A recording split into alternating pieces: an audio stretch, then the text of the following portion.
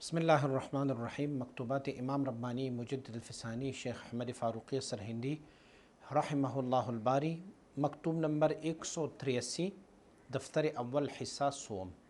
یہ مکتوب شریف ملا معصوم کابلی صاحب کی طرف صدور فرمایا ہے۔ اس میں مجدد الفسانی رحمۃ اللہ علیہ نصیحت فرما رہے ہیں۔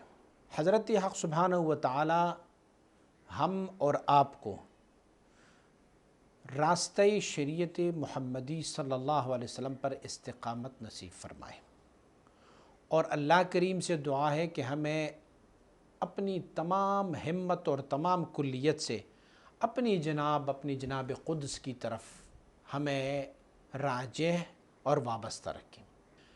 یہ امید ہے کہ جو مختلف اشیاء کے ساتھ ہماری تعلقات ہے اور ہماری توجہات جو پراگندہ ہو چکی ہے، ادھر ادھر بٹک چکی ہے، دعا ہے کہ وہ ہمارے ظاہر پر ہو، ہمارے باطن پر نہ ہو۔ یعنی معنی یہ ہے کہ مجدد رحمۃ اللہ تعالی فرماتے ہیں، اگر ہم کسی کے ساتھ دوستیاں نبھا رہے ہیں، کسی کے ساتھ اٹھتے ہیں بیٹھتے ہیں، یا کسی کے ساتھ کوئی تعلق رکھتے ہیں، تو وہ تعلق خالصتاً للہ ہونا چاہیے۔ یعنی ہمارے جوارح اگر ظاہری طور پر دنیا کے ساتھ ہے، ہماری تعلقات اگر ظاہری طور پر دنیا کے ساتھ ہو اور باطن اللہ رب العزت کی طرف ہو، تو یہ سب سے بہترین عمل ہے۔ ایسا نہ ہو کہ کہیں یہ ظاہری تعلقات ہمارے باطن کی تفرقے کا سبب بن جائے۔ ایسا نہ ہو کہ جیسے ہم ظاہری طور پر لوگوں کے ساتھ اٹھتے بیٹھتے ہیں، جیسے ظاہری طور پر دنیا کے ساتھ وابستہ ہے، خدا نہ خواستہ یہی چیز ہماری باطن میں سرایت نہ کر جائے اور ہمیں محبت دنیا اور محبت اہل دنیا کے ساتھ وابستہ نہ رکھے، العیاذ باللہ۔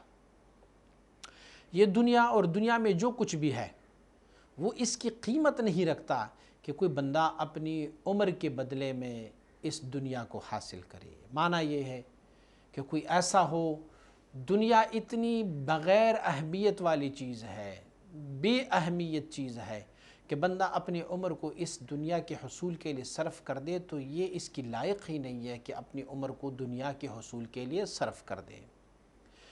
خبر دینا شرط تھا اور میں نے تجھے یہ اطلاع کر دی۔ اے سراو باغ تو زندانی تو، خان و مانی تو بلائے جانی تو۔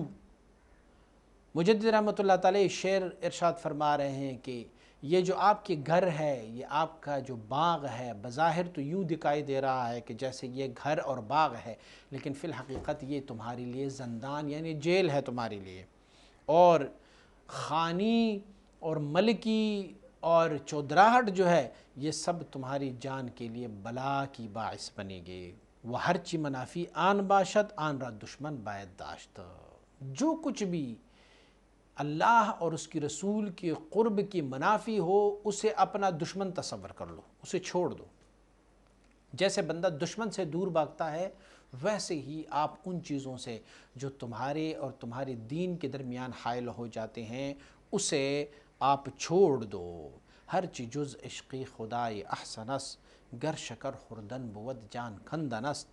اگر اللہ رب العزت کی عشق کے سوا، اللہ کی محبت کے سوا جو بھی چیز ہے، وہ اگرچہ آپ شکر کھا رہے ہو، لیکن فی الحقیقت ایسے ہیں جیسے آپ زہر کھا رہے ہو۔ تو اللہ کریم ہمیں دنیائے دنیا کی محبت سے اور اہل دنیا کی محبت سے ہمیں محفوظ رکھے، بحرمت سید الابرار صلی اللہ علیہ وآلہ وسلم۔